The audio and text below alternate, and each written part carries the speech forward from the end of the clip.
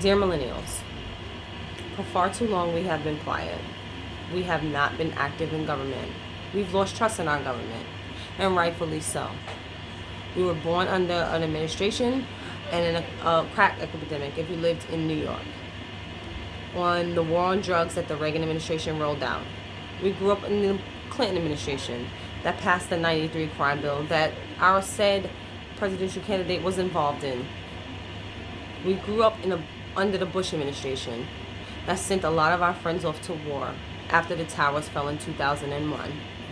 Then we saw our first black president and thought, miracle, he's going to make everything happen for the black community. But I'm here to tell you one thing. We can no longer put all of those burdens on one man, on one office. We live in a society that has three branches of government: the executive branch, the legislative branch, and the judicial branch. The president holds the highest office, but he has very limited power. Let's look at the House of Representatives, for instance. And I live in Queens, so I'm going to specifically talk about my rep. He has been in Congress for over 20 years. The fights that he fought 20 years ago is not the fight we're fighting right now. For racial inequality, for economic inequality, for climate change, those weren't his fights. So when we talk about progressive politics, we talk about things that matter to this generation and those behind us, right? But a lot of us, again, have lost trust in the government. And I understand it. But come November 3rd, we must all vote. We must take 10 people with us to vote, to change the trajectory of this country, to demand that our leadership uphold the promises that they made. We can no longer be silent. A lot of us have either parents or grandparents that fought in the civil rights era. They weren't silent. They fought because they knew they had to, because they knew that what was happening was wrong and was unjust. And we all know what's happening right now is wrong and unjust. I have friends and family that have been fighting this pandemic day in and day out. And our leadership is not taking it as serious as they should. Not just the president, but the legislative branch as well. So come November 3rd, we need to do our research on everything that's on the ballot, not just the president. Because that is what's going to push us forward. That is what's going to change the trajectory of our country. Because at the end of the day, they won't live forever. We won't live forever. But there's a lot of that's ahead of us that is behind them, right? We have to be mindful. We have to take a stance. We have to stand up for the kids and our grandkids and people and the generations behind us, because they're all going to look up to us in this moment and say, well, what did you do? How did you make this change happen? What did you not do? And a lot of us have a lot of distrust in government. A lot of us don't really know how government even works. A lot of us want to believe that politicians are corrupt. And granted, to get to a level in politics, we all know it's a dirty game. Let's make no mistake about that. It's a dirty game. But what we can change is how we demand those changes happen. To be a progressive is to fight for racial equality. To be a progressive is to fight for economic equality and climate change, and to, most importantly, hold our elected officials responsible.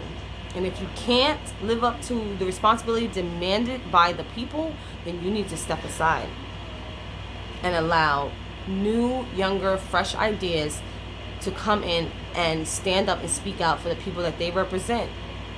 Because a politician that has been in office for 20 plus years does not hold the same interest that I hold. Now raising a family under 1970 wages, crippling student loan debt, and the inability for housing, fair housing, we have to demand that change, and we have to hold them accountable. We cannot just vote and think that that's the end. We have to stay on top of it. We have to stay involved. It's our civic duty. We pay taxes for this. And if we don't, then how can we complain? If we don't vote, if we don't hold these officials accountable, how can we complain? I'm big on research. I do my research about all of the candidates that I support.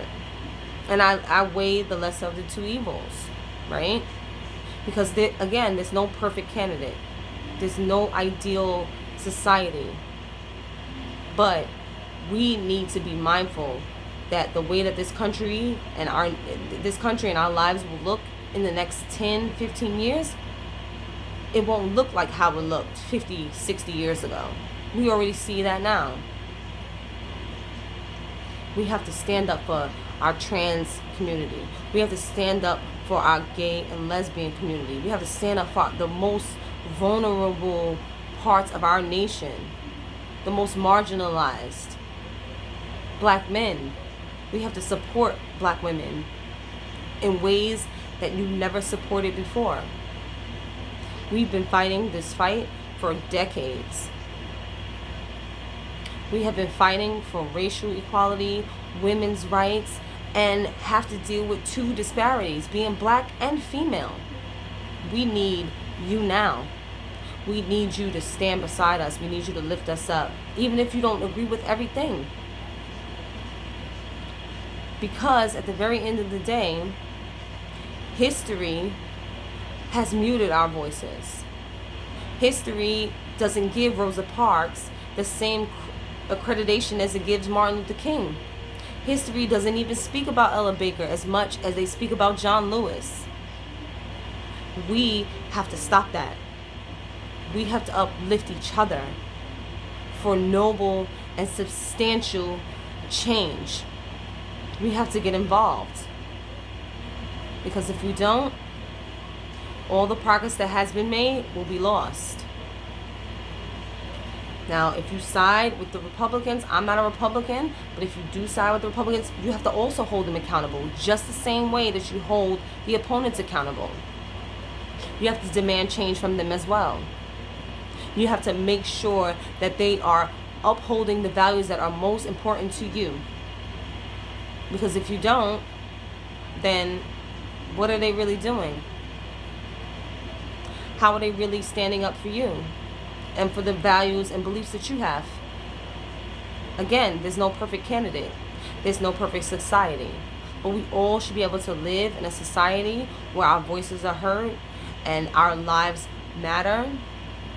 And most importantly, the needs that we have as people, as young people, as old people, as children are being met. Because none of us will live and last forever. We also want to be mindful about the generations that are going to follow us. So again, I urge everyone to vote. I urge everyone to take 10 people with you to vote. Get involved. Do research. And come to a very sound conclusion that you can live with. Good night.